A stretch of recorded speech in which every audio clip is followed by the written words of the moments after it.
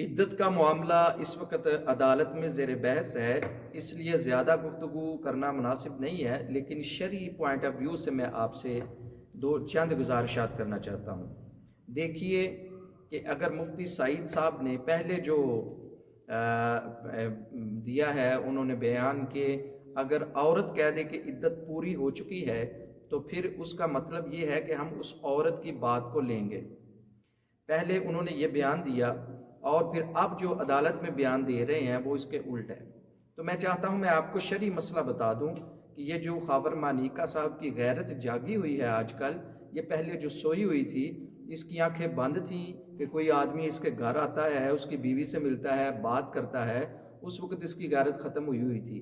آج اس کی غیرت جاگ گئی، چلیں یہ الگ مسئلہ ہے۔ میں آپ سے جو بات کرنا چاہتا ہوں وہ ایک شرعی مسئلہ ہے۔ دیکھیں، اگر کسی عورت کو طلاق ہوتی ہے یا وہ طلاق دی جاتی ہے اس کو، تو اس کے اندر 3 مہینے کے اندر اس کی عدت پوری ہو جاتی ہے۔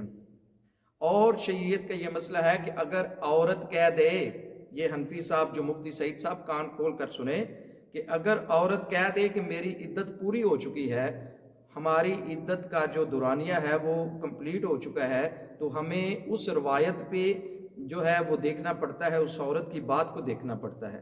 یہ بیان آپ بھی دے چکے ہیں جو اصل میں شرعی مسئلہ ہے۔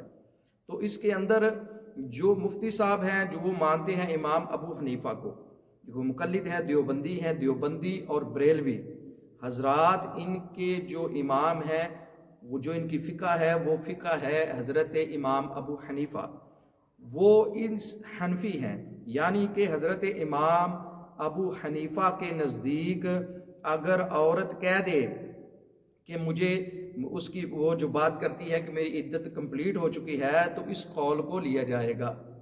اب یہ کیس تو ویسے بنتا ہی نہیں تھا، چلیں وہ جو سیاسی حالات کے پیش نظر، جو اپنے اپنے معاملات کے پیش نظر جنہوں نے بنا دیا، لیکن علماء کرام کا کام یہ ہے کہ وہ حق اور سچ بات آپ لوگوں تک پہنچائیں۔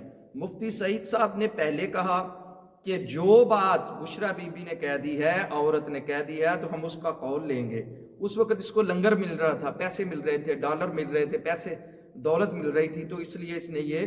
اور سب سے بڑی بات میں آپ سے جو کرنا چاہتا ہوں وہ یہ ہے کہ جو بھی نکاح پڑھاتا ہے نا بندہ، ہم بھی پڑھاتے ہیں، تو ہم سب سے پہلے یہ پوچھتے ہیں کہ آیا لڑکی کنواری ہے؟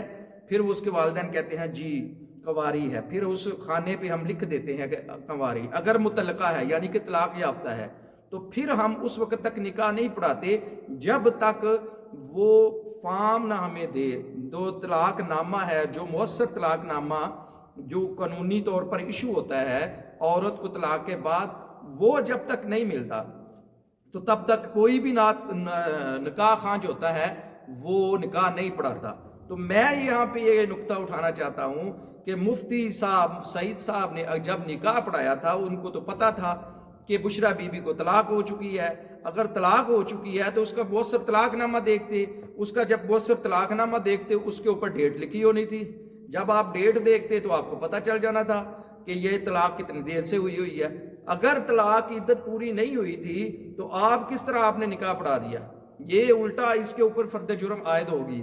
یہ جو مفتی سعید ہے جس نے نکاح پڑھایا، اس سے پوچھا جائے کہ اس نے پہلے مؤثر طلاق نامہ وہاں پر لیا، اگر لیا تو پھر اس کی ڈیٹ چیک کی، اگر ڈیٹ چیک کی تو اس کا مطلب ہے کہ وہ عدت کے دن نکل چکے تھے۔ اب آ کے کیونکہ ایسے حالات پیدا ہو چکے ہیں کہ اب آ کے وہ اپنا بیان بدل رہا ہے۔ تو میں یہ عرض کرنا چاہ رہا تھا کہ کوئی بھی عالم دین مولوی کوئی نکاح جب پڑھاتا ہے تو یہ 2-3 چیزیں انہوں نے پوچھنی ہوتی ہیں، یہ نکاح کا حصہ ہوتی ہیں۔ تو میری بات آپ سمجھ گئے ہوں گے کہ جب بھی کوئی نکاح پڑھاتا ہے تو اگر مطلقہ ہے یعنی طلاق یافتہ عورت ہے تو اس کا نکاح وہ طلاق نامہ جو ہے وہ دیکھا جاتا ہے کہ اس کی ڈیٹ کیا ہے، ایشو کب ہوا اور اس کی عدت پوری ہوئی ہے کہ نہیں۔ مفتی صاحب سے پوچھا جائے جب آپ نے نکاح پڑھایا تو کیا آپ نے مؤثر طلاق نامہ دیکھا؟ اپنا خیال رکھیے گا، اپنے ارد گرد لوگوں کا بھی اور ہمارے چینل کا بھی۔ السلام علیکم ورحمۃ اللہ وبرکاتہ۔